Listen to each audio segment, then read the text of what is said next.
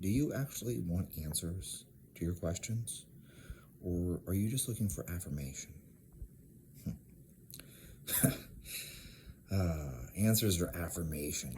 Answers or affirmation? So first I'll start this off with a joke, and I mean this lightheartedly, so if you get offended, God help you. Your wife doesn't actually want to hear your opinion. When she asks for your opinion, she wants to hear her opinion, but in a lower voice. That's a good marriage joke for you guys, and that's funny. So laugh at it instead of being offended. In fact, actually, I tell that joke to my wife, and even she laughs. So, because my wife doesn't really care about my opinion. When she says, "What do you think of the new curtains?" She just wants me to hear, curtains, new, and be like, "Oh, they're nice." Do you think she cares about my opinion on what color the curtains are? I don't even know. I'll tell you this much right now. If you ask me what color the sheets are on our bed, I have no idea. So if you ask me, "Hey, what color are the sheets on your bed?" I'd be like, beige? For all I know, they could be white or gray or, I don't know, some other color. I have no idea. Point being, answers or affirmation is the question that we're after here. And as I joked that your wife doesn't want your opinion, she wants to hear her opinion in a lower voice. That's affirmation. Now, why am I talking about this? And what does this have to do with anything, Chad? And why are you telling me about marriage advice? Well, marriage advice is a different discussion. I can tell you all about my marriage advice. And actually, that would be me repeating things that my dad told me, because my dad was actually correct. Let's talk about answers and affirmation. Lots of people ask questions. People come to me and they say, "Hey, what do you think of doing 1 meal a day carnivore or intermittent fasting and carnivore?" I'm like, "Well, what's your goal?" "I want to get jacked. I want to get as big as possible." And I tell people, I don't think that's a good idea then. Why would you do a weight loss diet to get as big and jacked as possible? And then they come back to me like a month later and they're like, "Yeah, so I'm doing 1 meal a day carnivore."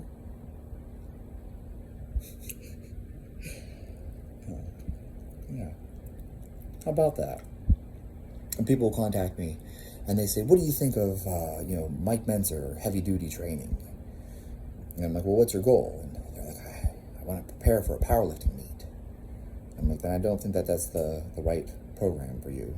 There's nothing wrong with either of these, by the way. There's nothing wrong with you doing 1 meal a day carnivore if you're trying to lose weight, but to get as big and jacked as possible, no. I gave you the answer, but you were looking for affirmation. That's why you came back to me and told me this is what you're doing anyways. You're just going to do it anyways. You're asking me a question, but you're going to do it anyways. Same thing for, I'm going to do heavy duty. Why? I'm preparing for a powerlifting meet. Then I don't think it's the right program for you. They come back to me in like 3 months and like, "Yeah, so I did heavy duty and it didn't work." I'm like, "What do you mean it didn't work?" I'm like, "Yeah, well, I didn't hit my opener and I actually totaled less than I did last time." I'm like, "Wait, so you did a bodybuilding program to prepare for a powerlifting meet?" "Yeah, I told you not to do that." Well, I thought it was a good idea." I'm going to talk about this since we're past the 1 minute mark, and I can talk about whatever the fuck I want now. I can swear.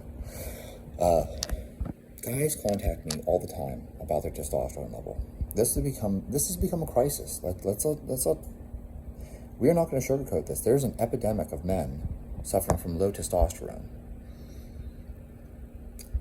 There's a variety of reasons for that. We can get into those reasons, and I'll probably get booted off of YouTube if I dare say something like, "Oh, all these xenoestrogens and chemicals in your environment that mimic estrogen might be lowering your testosterone level." BPA. Everyone told me I was crazy. I remember back in 2006, I was telling people, "Hey, BPA has the potential to lower your testosterone level, and it's probably not good for you." And everyone was like, "You're fucking stupid." Yeah, well, it's 2023, and BPA does exactly what I said it would. How did I know it would do that? Because of basic organic chemistry, folks. I took organic chemistry, I took OChem, PChem, etc. Took pharmacology classes all during my undergrad.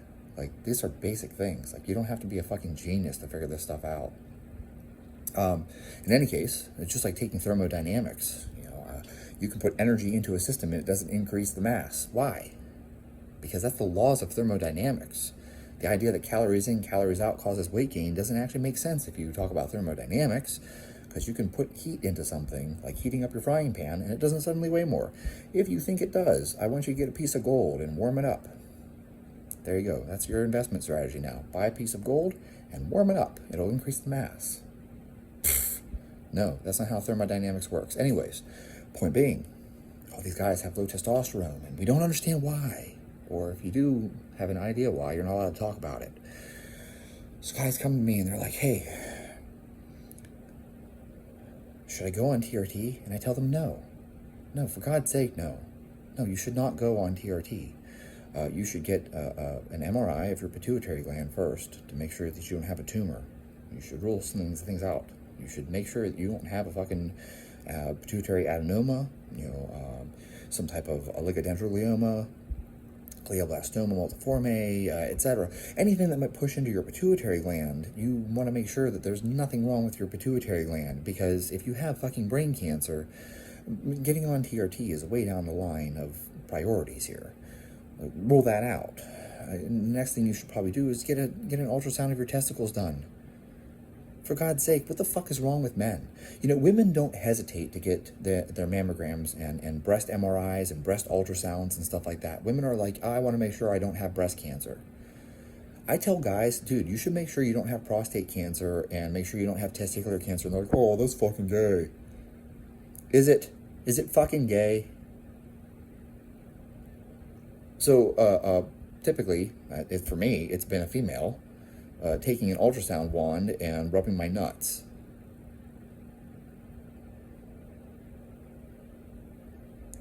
That's what you're opposed to? Really? Like, what is your hang up? Are you afraid of someone seeing your teeny peeny? For God's sake, you're a male. You have testicles. People develop testicular cancer.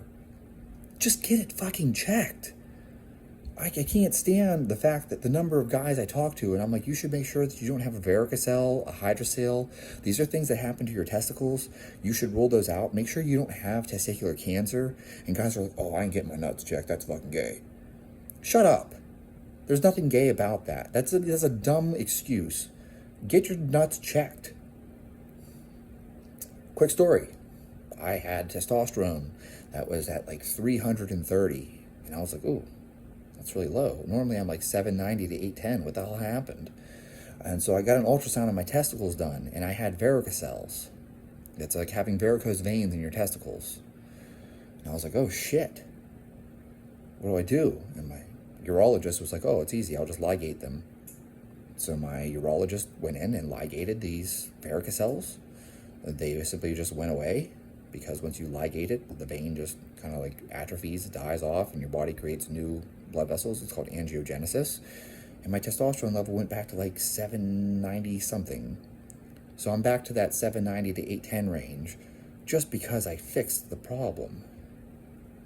Now, what if I had just gone on TRT? Oh, I'll just go on TRT. Well, I would still have the fucking varicoceles, wouldn't I? Get your prostate checked. Make sure you don't have prostate cancer. If you go on TRT and you have prostate cancer, you still have prostate cancer.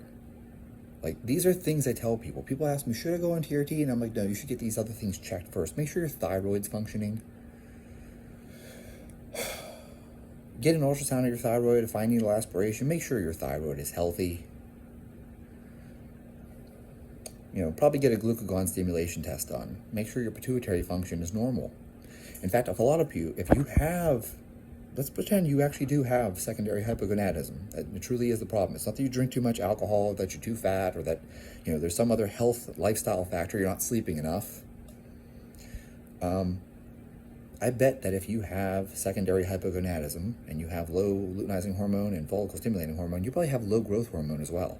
So if you're going to go through this whole process, then why not make sure that your doctor's replacing all the hormones that you need to have replaced?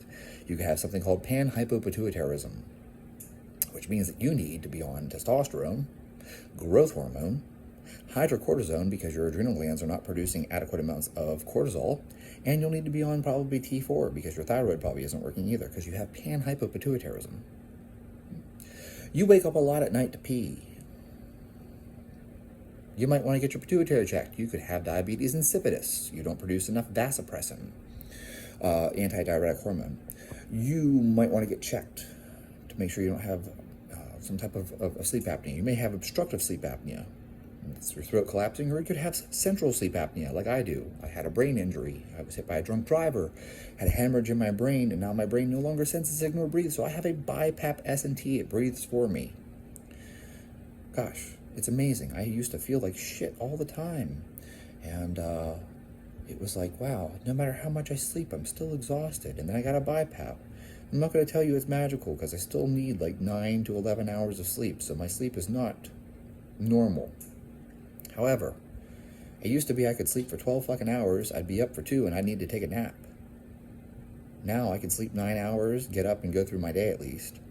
So, fix that sleep apnea.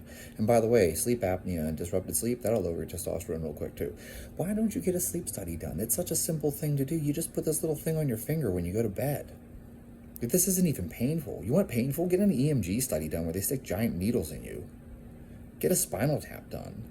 Like, you want painful shit? There's some painful shit out there. Get arterial blood gases done. Yeah. That sucks. Arterial blood gases, EMG, those things hurt. I'm covered in bruises from it. Like, I am still covered in bruises. This is more than a week later. I still have bruises all over me from my EMG study. You can't be bothered to put a little thing on your finger while you sleep? Come on. So anyways, point being, guys will ask me, should I go on TRT? I tell them, run these other tests first. And then they don't do it, and they come back to me a month later, and they're like, yeah, so I've been on TRT for 2 weeks. It's like, okay. So you asked a question, but you didn't actually want an answer. What you wanted was an affirmation. You wanted someone to tell you, yeah, go ahead and do what you plan on doing. Guys will ask you, hey, should I go on such and such? Should I do such and such? They don't actually want an answer, because when I give you an answer, you go and do it anyways. So what you're really looking for is you're looking for affirmation, and you should not waste people's time. If you don't want an answer, that's the whole crux of this video. The whole point of this video is that if you don't actually want the answer, don't fucking waste people's time asking the question. People say to me, oh, I tore my Achilles tendon. I think I should go on growth hormone and DECA. And I'm like, no, actually the studies show that that's not beneficial for an Achilles tendon. You should look into something like a Dolphin MPS and maybe a PEMF device, and maybe something like losartan, actually, because losartan can minimize the amount of scar tissue that develop. And then people come back to me and they're like, yeah, so I'm on test, DECA, HGH, and Anavar. It's like that's unbelievably stupid. If you know anything about tendon healing, that is unbelievably stupid. You're going to lay down more scar tissue. You actually want tendons to heal slow. When tendons heal fast, you end up with more scar tissue. When tendons heal fast, they end up being more brittle and more likely to re-injure. If they heal slow, they develop less scar tissue. This is no different than your skin. If you have a burn or something, and you let it heal normal and slow, you'll have less scar tissue. But when people are severely burned, sometimes we actually give them anabolic steroids. Yes, there's a medical use, anabolic steroids, to make their skin grow back faster. And when you do that, they develop more scar tissue. Your skin and your tendons are not that terribly different. It's collagen. So when it heals fast, because you put something artificial in there to make it heal faster, it accumulates more scar tissue. When you let it heal normal, it accumulates less scar tissue. Radical concept. So then guys will come to me and they'll ask me stuff like peptides. And one thing I'm going to comment here. Oh, this is going to be brutal. Everyone's into this guy, Jay Campbell. Now, I don't know anything about Jay. But what I do know is that I've heard him claim that he wrote all of Lyle McDonald's books. And I asked Lyle McDonald, did Jay Campbell really ghostwrite all of your books? And Lyle's like, fuck no. That guy's an asshole. I don't believe that Jay Campbell was the ghostwriter for all these books. He claims that he was the ghostwriter for Lyle's ketogenic diet book. I don't believe that to be true. But it's up to you. You go ahead and say whatever you want to say. I'm not telling you that it is or isn't true, but I'm telling you my best guess is that Lyle actually wrote that book. If Jay has proof that he wrote that book, like maybe a check from Lyle, that would be sufficient to change my mind, and I would change my position. But as of now, I currently believe that Lyle wrote the ketogenic diet book that he wrote. and that it wasn't ghostwritten by Jay Campbell. Anyways, before you jump down that ladder and you say, hey, this guy knows what he's talking about, be a little skeptical. And so guys ask me about peptides, and I tell everyone the same thing. I've been talking about peptides since the days of Dat Be True Forum. And I will tell you right now, just like your growth hormone, it has to be refrigerated. If you take your growth hormone and it is not refrigerated, it's not any good. It's a very fragile peptide. You heat it up and it gets destroyed. That's why if you are on growth hormone therapy, it's made by a compounding pharmacy and they keep it cold. And then they deliver it to you or you pick it up, and it has to be kept cold during transport to your home. So they either pack it with cold packs, they put it in some type of freezer thing, some type of cooler pack, some type of insulated container. That's how growth hormone is handled, and that's how peptides have to be handled. Guys will ask me, what do you think of GHRP6? And I'm like, it's trash. It's going to blow your ghrelin through the roof. And guys are like, oh, I'm on it. Then why the fuck did you ask me? You're looking for affirmation. You're looking for me to rubber stamp it. I'm going to take this, MK, whatever the fuck it's called, butamorin or some shit. And I'm like, that is not a good drug for you to take. That is a very sloppy drug. It's going to raise prolactin. Like, that is not a good option. You are much safer using growth hormone or ipamorelin or sermorelin or some other, secretagogue.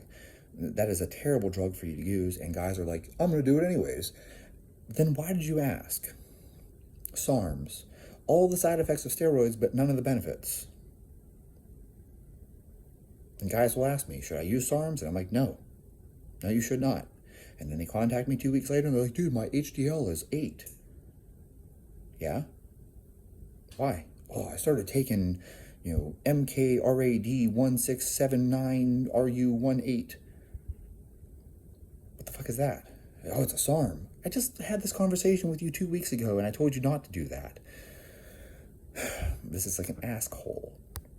So people ask questions. They don't want answers. They want affirmation. They just want to hear their own opinion back to them. And if that's what you're going to do, don't waste people's time. Now, I realize that this whole video sounds like I'm ranting and complaining, but actually I'm really not complaining. I am animated to make this more enjoyable for your experience.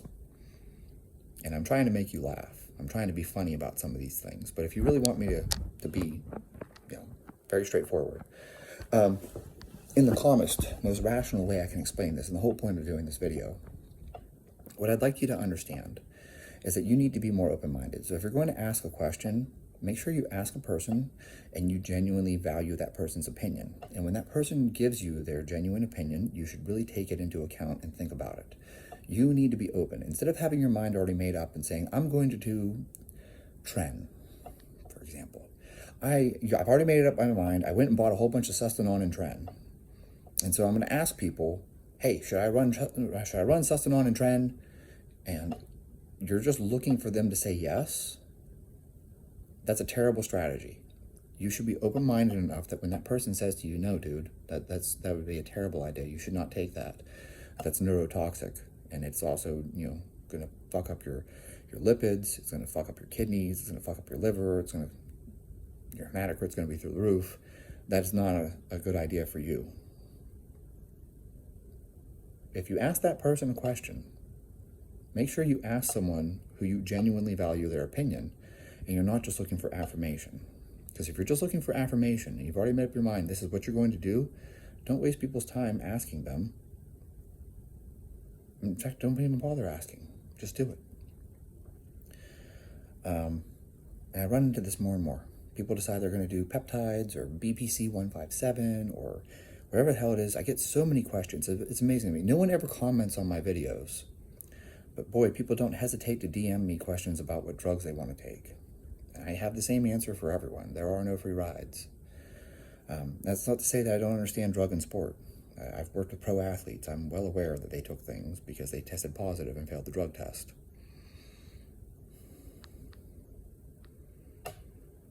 And that's nothing I can do about that. Okay, I can't go back and rewrite history and tell you that some athlete that I worked with didn't fail the drug test.